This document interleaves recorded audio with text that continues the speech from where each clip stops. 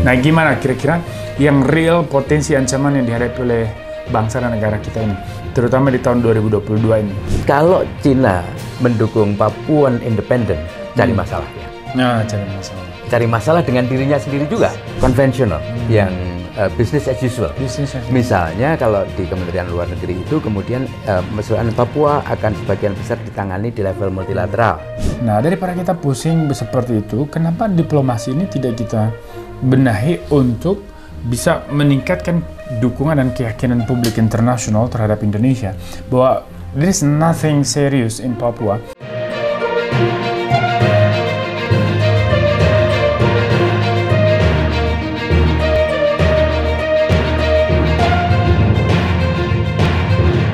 Potensi ancaman di Indonesia tahun 2022 tidak hanya datang dari dalam, namun gejolak, tekanan, dan peperangan yang masih terjadi di beberapa negara tentu saja mempengaruhi potensi ancaman di berbagai sektor, seperti keamanan, politik, sosial, dan ekonomi. Selengkapnya akan kita bahas di Paradigma Boni Hargen. Iya, baik, yuk kita kembali di episode kali ini kita lebih banyak berdiskusi bersama Dr. Kusnanto Anggoro. Beliau seorang profesor benar di bidang keamanan, hubungan internasional dan sebagainya. Tadi sudah dibuka oleh Mbak Ayu. Kita bicara soal potensi ancaman yang bisa dihadapi oleh negara pada tahun 2022. Bahkan sampai 2024. Nah, ini menarik sekali karena sepanjang 2021 kemarin ini Pak Kus, publik disuguhkan oleh berbagai macam informasi di media soal calon presiden, survei-survei yang dilakukan oleh lembaga-lembaga, terus kemudian wacana partai politik mengusung si A, si B, si C, dan sebagainya. Nah, ini kan sebetulnya isu-isu permukaan. Artinya bahwa tidak sama sekali menyentuh esensi dari realitas kita bernegara, berbangsa, dan sebagainya. Padahal di dimensi lain, pada gatra yang lain dari situasi kita, itu begitu banyak kita melihat potensi-potensi masalah, ancaman, tantangan yang kita hadapi. Misalnya gejolak di Papua, separatisme yang semakin mengalami internasionalisasi, lalu kemudian juga terorisme kita lihat mereka terus mengembangkan sayapnya, sleeper cells-nya makin berkembang, radikalisme juga begitu. Ketika negara semakin keras dan mereka juga justru makin menguat. Nah, gimana kira-kira yang real potensi ancaman yang dihadapi oleh bangsa dan negara kita ini, terutama di tahun 2022 ini, Prof. Kus? Saya kira kalau ya nanti barangkali tidak kita diskusikan lebih lanjut ya, karena sifatnya agak terlalu nggak spesifik. Karena saya akan merumuskan yang pertama itu pasti sesuatu yang terkait dengan unmanageable political escalation. Ya, kira-kira itulah, kira-kira isinya bisa didiskusikan lain kali karena ini isinya bisa macam-macam, betul kan? Betul. Ada ribut-ribut tentang threshold misalnya gitu ya. Ada macam-macam yang tidak bisa dikelola. Nah, itu bisa menimbulkan atau bisa menjadi persoalan-persoalan yang sifatnya politik dan keamanan. Tapi kalau yang spesifik tentang keamanan, itu artinya kan yang rootnya atau akarnya kan juga masalah-masalah itu kan mestinya ya. Jadi tadi sudah disinggung. Saya kira Papua masih tetap merupakan persoalan serius lah, kira-kira itu ya. Meskipun intensitasnya barangkali tidak akan sebesar pada tahun 2021, tapi tetap saja itu masih merupakan sesuatu yang yang harus diperhatikan, kira-kira begitu. Terutama karena di sana juga ada kaitannya dengan politik. Misalnya adalah kalau kita hitung berapa banyak sih kabupaten dan provinsi di Papua yang seharusnya menyelenggarakan pilkada pada tahun 2022 dan karena pilkadanya diundur tahun 2024 maka akan diisi oleh katakanlah pejabat sementara, kira-kira ini kan pasti menjadi persoalan ini, kira-kira itu ya. Kemudian radikalisme saya kira juga tetap menjadi persoalan. Itu sebenarnya udah persoalan lama kan Ben ya. Hanya karena pemerintah zaman dulu tidak melakukan respon saja. Tapi saya masih ingat membaca Kompas tahun 2004. Itu sudah ada riset ya yang menunjukkan bahwa 10 perguruan tinggi terbaik di Indonesia itu sudah terpapar. Jadi 80-an% di antara mereka. Cuma kan nggak pernah ada ditangani secara serius persoalan-persoalan. Itu sudah 2024. Jadi bagi saya sebenarnya itu persoalan yang sudah lama, bukan persoalan baru. Itu hanya karena kita ignorant aja, complacent. Kita tidak cukup siaga untuk menangani persoalan-persoalan itu, sehingga kemudian menjadi semakin besar. Nah, yang spesifik tahun 2022 tentunya juga ada.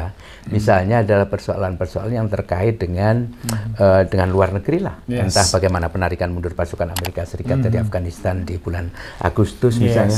Terus kemudian kericuan-kericuan yang terjadi di Timur Tengah terkait dengan Abraham Accord misalnya. Kemudian bagaimana persoalan-persoalan yang terjadi di sekarang misalnya ketegangan di Transkaukasus. Nah, karena itu persoalan-persoalan itu kan baru terjadi 2021. Dan pasti akan mempunyai imbas pada korelasi ke sini. Tapi kalau yang tadi-tadi itu mestinya persoalan lama. Kita agak terlalu bodoh saja tidak menyelesaikan persoalan itu di masa atau mungkin lalu. Kurang serius, mungkin pemerintahan sebelumnya. Kurang cukup. Sejak tahun 2013 sebenarnya sudah, dan 2017 semakin bagus kira-kira gitu ya. Tapi sudah agak terlambat. Belum faktor lain yang saya itu adalah pengelolaan cyberspace lah. Yang macam-macam itu ya. Cyberspace itu bukan hanya cyber information, tapi juga menyangkut yang lain-lain. Karena bahkan kalau kita lihat ancaman di level internasionalnya saja, itu data menunjukkan bahwa meskipun Tiongkok atau Cina itu tidak melakukan sesuatu yang sifatnya agresif, hanya panas-panas saja kan ya. Tapi banyak sekali, jutaan sebenarnya, serangan cyber yang dilakukan oleh Cina ke Taiwan. Nah, kalau yang kita lihat ke Asia Tenggara, itu Indonesia mengalami 160 serangan dalam 9 bulan terakhir. Dan itu semua proksi dari Cina? Iya. Vietnam itu kena 160, Malaysia itu sekitar 180. Nah, ini kan, dan kita tahu nggak pernah bertahan itu, karena tahu-tahu sudah terserang saja. Dan ada beberapa kementerian atau kantor yang kena serangan-serangan Cina itu. Dan lebih menarik lagi, karena serangan cyber oleh Tiongkok itu tidak membedakan antara teman dan musuh kira-kira. Jadi semua, Kamboja kena. Kita tahu Kamboja kan sebenarnya teman baiknya Tiongkok. Tapi kena itu di salah satu Sihanouk Port, jadi pelabuhan di sana. Diserang juga oleh Tiongkok. Lalu yang lain-lain juga kena dan sebagainya. Itu satu baru dari segi cyber kayak gitu. Nah, Indonesia sendiri dianggap teman atau musuh nih, atau di tengah-tengah? Indonesia itu susah ya dipandang oleh orang lain, terlepas dari kita mengatakan katakanlah entar namanya bebas aktif atau apa. Tapi kita itu dipandang sebagai negara yang ragu-ragu oleh orang lain. Jadi Amerika tidak pernah menganggap Indonesia itu sebagai temannya Amerika. Cina juga tidak menganggap Indonesia itu sebagai temannya Cina. Tapi ada pandangan nih, Prof, bahwa Cina belakangan Tiongkok, maksudnya semakin akrab dengan Indonesia. Misalnya dalam pemberian pinjaman 60 sekian triliun untuk proyek kereta cepat di Bandung, Jakarta dan sebagainya. Tetapi kan bisa saja ini mungkin satu bisa dikatakan sebagai debt threat diplomasi atau apapun. Tapi yang pasti bahwa ada persepsi itu, meskipun tentu kita punya prinsip bebas aktif dan kita tidak bisa didikte oleh negara manapun, dan kita bisa membangun relasi dengan negara mana, kita bisa menghentikan relasi negara mana, tergantung kepentingan nasional kita apa. Sebenarnya ada beberapa indikator yang bisa untuk melihat itu ya. Satu adalah yang terkait dengan persetujuan traktat ya, secara bilateral, mana yang lebih banyak antara Indonesia Amerika katakanlah ya, dengan Indonesia Cina. Nah, memang terjadi pergeseran kalau kita lihat dalam 50 tahun terakhir. Tapi kalau dihitung sejak tahun 2002 sampai sekarang, katakanlah 18 tahun terakhir, memang menunjukkan bahwa persetujuan yang ditandatangani oleh pemerintah Indonesia dengan Tiongkok itu lebih banyak dibanding persetujuan yang ditangani oleh antara pemerintah Indonesia dengan Amerika Serikat. Tapi apakah betul itu kemudian kita bisa menarik kesimpulan bahwa kita lebih dekat ke Tiongkok? Belum tentu juga, karena ada indikator kedua. Indikator kedua adalah yang menunjukkan antara lain adalah bagaimana sikap Indonesia, Tiongkok dan Amerika Serikat di dalam UN Resolution. Nah, ini harus dipetakan juga. Yang ternyata Indonesia lebih dekat dengan Amerika Serikat. Gitu. Nah, terus kemudian harus dilihat juga dari segi, misalnya ekonomi lah. Ekonomi tergantung ekonomi seperti apa. Kalau ekonominya itu katakanlah ekonomi yang bersifat high technology, maka sebenarnya hubungan Indonesia Amerika Serikat masih lebih karib dibandingkan dengan China. Tapi kalau yang ekonomi konsumsi, lalu kemudian consumer good ya, kira-kira ya consumer good lah, barang-barang biasa itu memang China lebih unggul. Jadi kan tidak terlalu mudah itu menarik kesimpulan mana kita kemana, kan kira-kira begitu. Nah, kecuali kita mau memberi indeks, ya kan bisa. Cuman begini, Prof. Orang kan melihatnya begini. Saat ini nih, katakan kita bicara ancaman dalam konteks global yang berpengaruh terhadap Indonesia. Cina kan belakangan, terutama di masa pandemi itu cukup agresif memberikan bantuan kepada negara-negara di Pasifik Selatan, kayak misalnya Vanuatu, Kepulauan Solomon dan sebagainya macam. Nah, orang mulai bertanya, ini Cina sedang mengembangkan sayapnya, melakukan ekspansi kekuatannya di kawasan ini. Pertanyaan terbesar adalah di mana posisi Cina di tengah konflik Papua untuk Indonesia? Ketika di luar sana ada propaganda untuk memerdekakan Papua. Nah, sementara secara ekonomi kita lihat ada keakraban nih. Di tengah perang dagang Cina-Amerika, Indonesia kelihatan lebih akrab ke Cina. Nah, ini kan orang melihat ada potensi ancaman, misalnya impor gandum kita masih tergantung pada Amerika. Nah, kalau keakraban ini ternyata buat Amerika ini sangat mengganggu, ya bisa saja dihentikan tuh impor gandum. Nah, bisa saja ketahanan pangan kita terganggu dan sebagainya. Nah, itu bagaimana itu, Prof? Dilihat apakah Cina ini bisa dijadikan sahabat dalam penyelesaian konflik internal kita terkait Papua misalnya, atau jangan-jangan ketika dia menjadi akrab dengan Vanuatu dan negara-negara yang kita anggap sangat mendukung Papua merdeka, ini justru menjadi potensi ancaman bagi Indonesia ke depan. Saya masih melihat, saya kira kalau sampai tahun 2025, ini kan ada persoalan prioritas Tiongkok juga. Ya. Kita tadi kan ngomong hubungan Cina dengan Vanuatu, lalu Cina Indonesia. Tapi Cina juga punya masalah sendiri. Sampai tahun 2025 itu program mereka adalah tentang Made in China 2025. Tahun 2022 itu Kongres Partai ke-20. Kira-kira PKC. gitu. Tahun 2035 itu adalah Making China as a Technologically Advanced and Strong. Jadi mereka juga penuh dengan agenda-agenda lokal, agenda-agenda domestik gitu ya. Nah, selain itu tentu masih ada persoalan, ada Tibet, ada Xinjiang, bahkan ada Hong Kong, segala macam Uighur, segala macam itu. Dan Cina juga anggota Dewan Keamanan PBB. Saya kira kalau Cina mendukung Papuan Independent, cari masalah dia. Cari masalah dengan dirinya sendiri juga. Ya, betul. Kan? Karena dia menghadapi persoalan Tibet dan Xinjiang, betul kan? Betul. Nah, akibatnya adalah saya kira Cina akan bermain aman ya dalam konteks dengan Indonesia. Artinya boleh saja dia akan bermain dengan Vanuatu, dengan Kiribati, dengan Tonga, dengan Fiji dan sebagainya itu, tapi masih dalam level bawah. Level bawah itu artinya sesuatu yang terkait dengan tidak bersifat politik untuk katakanlah Melanesian Spearhead Group. Betul, MSG. Karena Cina itu kan tujuannya simple ya. Anda ketemu setiap orang akademisi Cina atau tentara Cina, katakanlah, cita-cita Cina itu cuma satu, menandingi Amerika Serikat. Bukan ngakali Indonesia, enggak. Nah, cuma kan begini, Prof. Ya betul, kita lihat kan sekarang memang secara ekonomi juga ada pengakuan dari banyak pengamat internasional bahwa Cina sudah menjadi superpower, bahkan menggeser peran Amerika Serikat.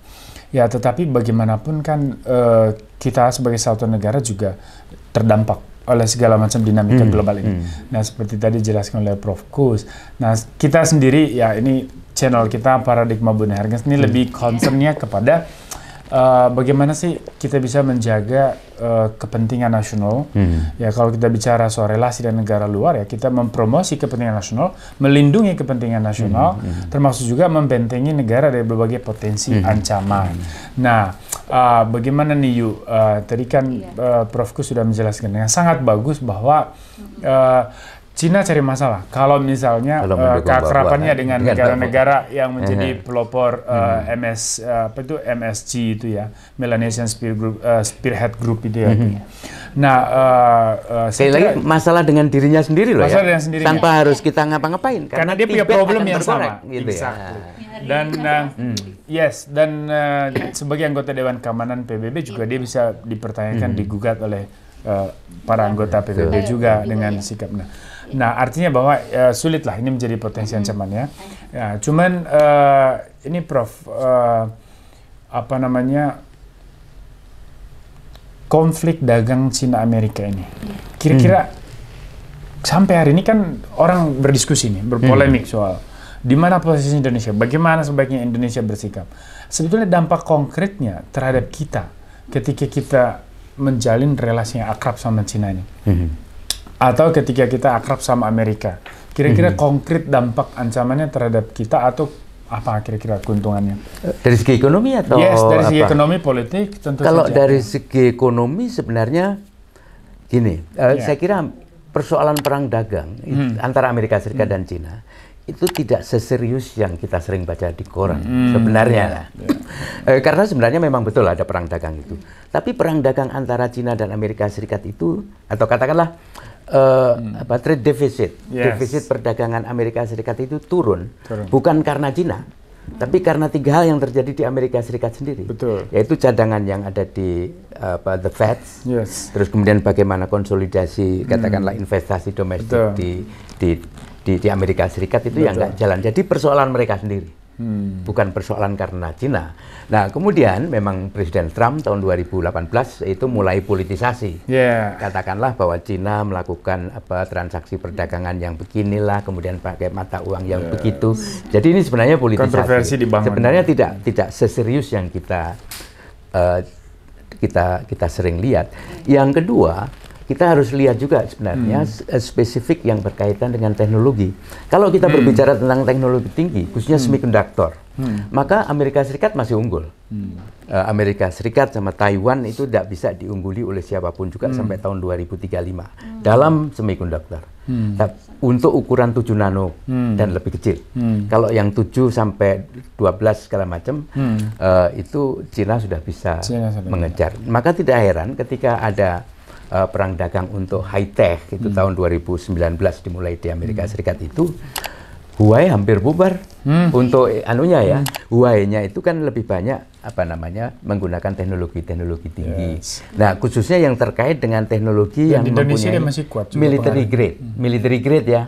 Kalau Amerika kan nggak akan tumbang lah ekonomi Amerika itu, terlalu besar, too big to fail, ya kan kira-kira itu. Tapi memang Amerika Serikat mikirnya lain. This is not economic issues, meskipun teknologi ya. This is security issues.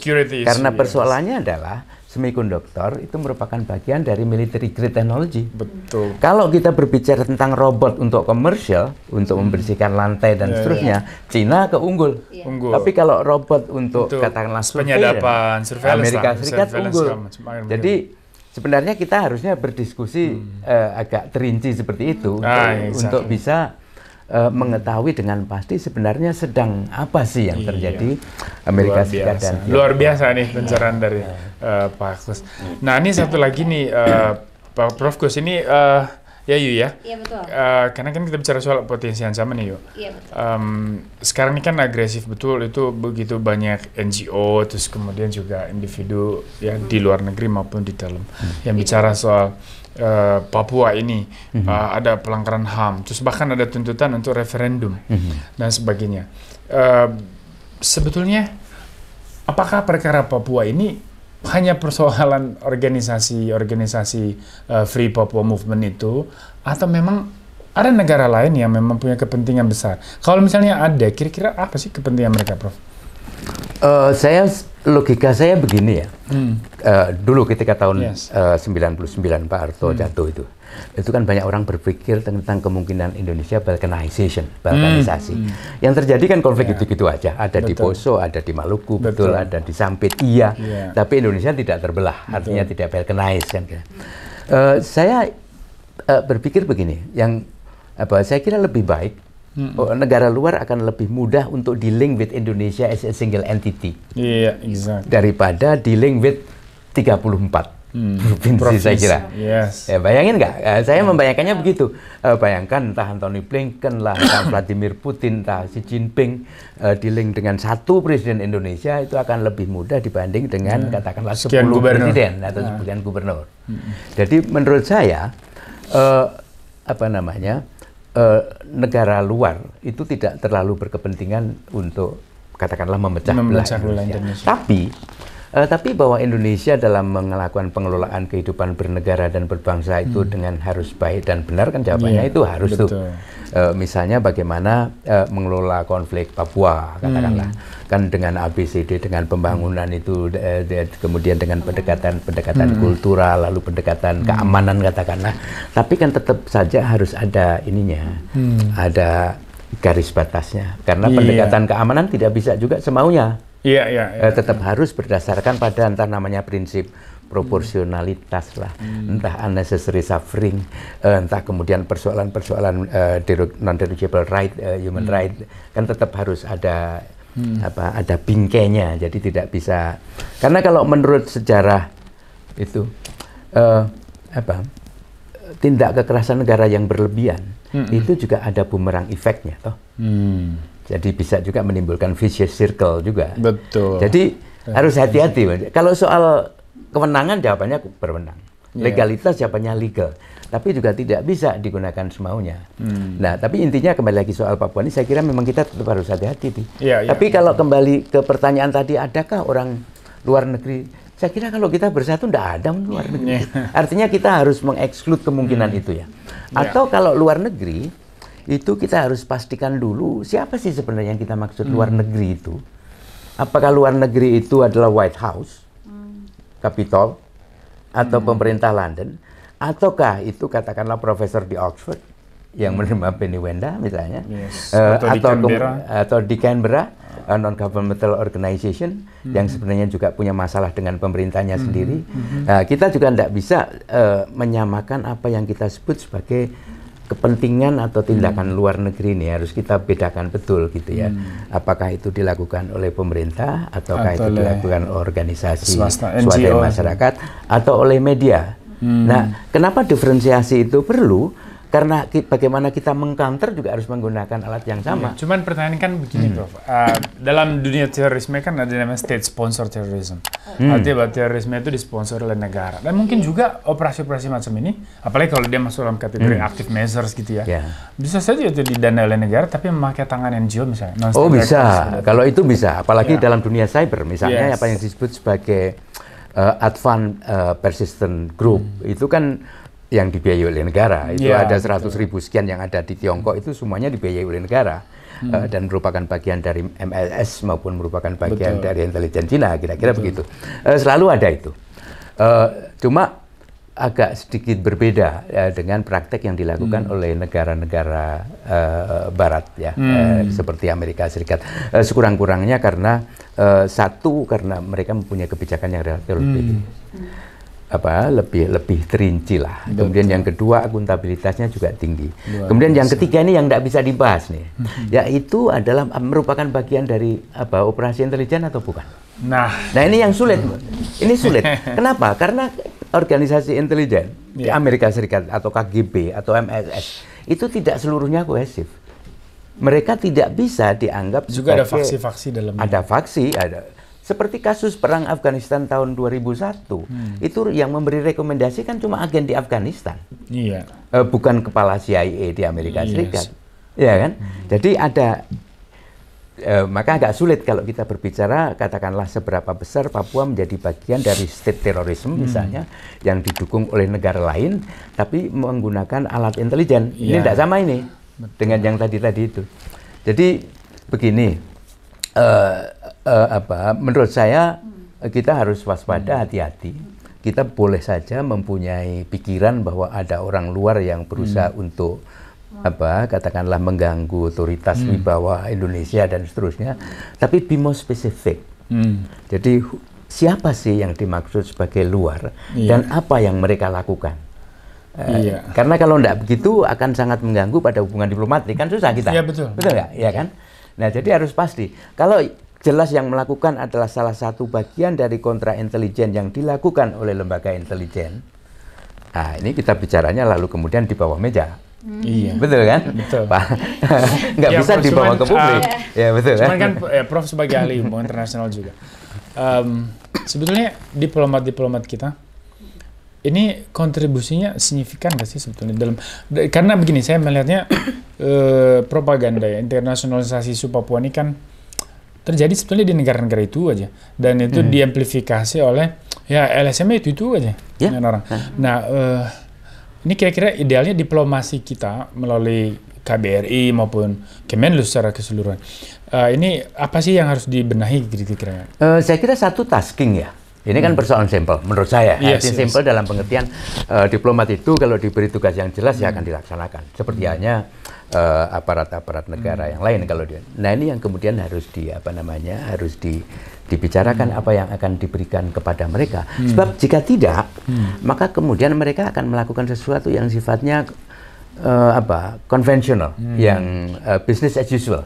Misalnya kalau di Kementerian Luar Negeri itu kemudian persoalan Papua akan sebagian besar ditangani di level multilateral, di Direktorat Jenderal Multilateral, karena asumsinya persoalan Papua itu nanti muncul setiap tahun di UN sidang-sidang PBB, tidak salah kan, karena itu memang fungsi rutinnya. Kemudian yang kedua adalah dilakukan oleh katakanlah yang bernaung di bawah Dirjen Asia Pasifik, karena menyangkut beberapa negara di Pasifik. Tapi kan kita tidak bisa rutin. Artinya 365 hari setahun. Ini kan pasti hanya beberapa saja momen-momen tertentu. Nah itu pasti tidak cukup. Nah karena itu salah satu persoalan kita sebenarnya, Dr. Boni ya, adalah bagaimana memastikan division of labor di antara katakanlah stakeholder yang ada di Indonesia. Kemlu satu di antaranya, tapi saya kira juga badan intelijen negara, badan intelijen yang lain-lain, dan kemudian juga sektor-sektor public services maupun sebenarnya swasta. Karena begini, Prof, tadi kan pertanyaan saya itu sebetulnya datangnya dari realitas. Misalnya, kenapa sih negara misalnya harus sibuk bagaimana supaya atau ketakutan sedikit ketika misalnya orang seperti Benny Wenda dapat ruang untuk bicara di PBB. Nah, daripada kita pusing seperti itu, kenapa diplomasi ini tidak kita benahi untuk bisa meningkatkan dukungan dan keyakinan publik internasional terhadap Indonesia bahwa there is nothing serious in Papua kecuali bahwa ini menjadi tanggung jawab domestik negara. Artinya bahwa dunia luar tidak perlu concern ke sini, karena ini masih bisa kita tangani sendiri. Ya, bahwa ada masalah serius ya, tetapi tidak berarti serius untuk ditangani oleh orang lain, tapi ditangani oleh negara sendiri cukup, karena kita mampu. Nah, kesan saya sih diplomasi kita sebetulnya kurang proaktif aja, kurang inovatif dalam hal-hal macam ini. Tapi memang istilah atau nama diplomat itu kan tidak Kementerian Luar Negeri saja itu karena belakangan kan muncul beberapa istilah, ada multidimensional diplomacy lah, multilayer dan sebagainya, itu yang ada diplomasi perhubungan, diplomasi pariwisata. Jadi semua aparat negara itu sebenarnya diplomat. Nah makanya betul kita tidak punya sesuatu yang koheren, kita tidak punya strategi, dan kita tidak punya katakanlah bagaimana kita harus mengendalikan persoalan itu, dan itu barangkali perlu dibentuk memang sehingga secara khusus kira-kira begitu. Seperti persoalan yang kalau di Inggris kan yang menangani Northern Ireland kan juga khusus, ya kan? Scotland, kan khusus. Jadi khusus. Cuma di kita yang pernah khusus kan terkait dengan pembangunan Papua, tapi bukan bagaimana menyelesaikan persoalan Papua. Nah ini mestinya memang sebenarnya bisa saja kalau khusus, di situ ada unsur diplomat dan diplomasi, tapi kemudian yang melakukan tugas-tugas khusus. Tugas khusus maksudnya adalah tugas yang tidak dilakukan secara normal melalui forum-forum multilateral maupun melalui hubungan bilateral. Di situ ada aparat intelijen misalnya yang kemudian melakukan ABCD segala macam dan sebagainya. Di situ ada yang lain-lain. Saya kira bisa ini. Itu mestinya memang perlu perhatian khusus. Saya lebih condong itu ya. Luar biasa. Luar biasa nih. Karena ada 22 pun sekarang. Betul. DES itu sebenarnya ada 22 yang semacam task force atau apa yang kita juga nggak cukup tahu apa yang dilakukan karena mereka belum tentu komunikasi satu sama lain.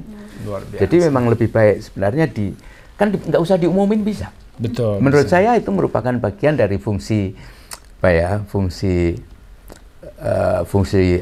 bukan fungsi sekretif, enggak, tapi fungsi tidak terbuka.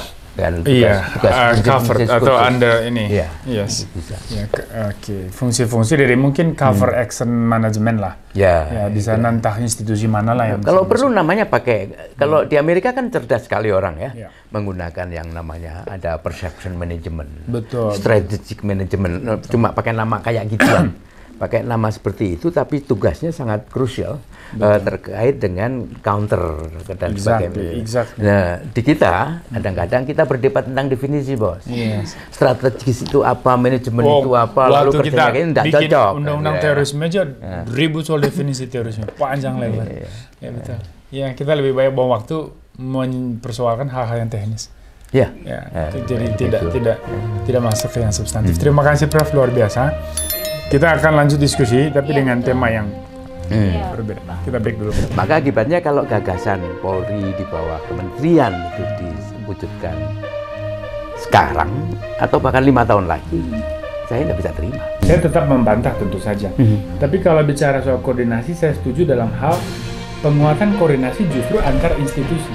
Antar misalnya kepolisian, TNI-nya, terus kemudian komunitas intelijennya. Ini perlu ada koordinasi. Jadi untuk kepentingan operasional yang paling efektif itu justru kerjasama di antar interagency cooperation antara TNI dengan Polri dengan BIN. Ini paling mudah mereka. Apalagi mereka kan pada umumnya mempunyai tujuan yang sama. Katakanlah cuma mengamankan negara,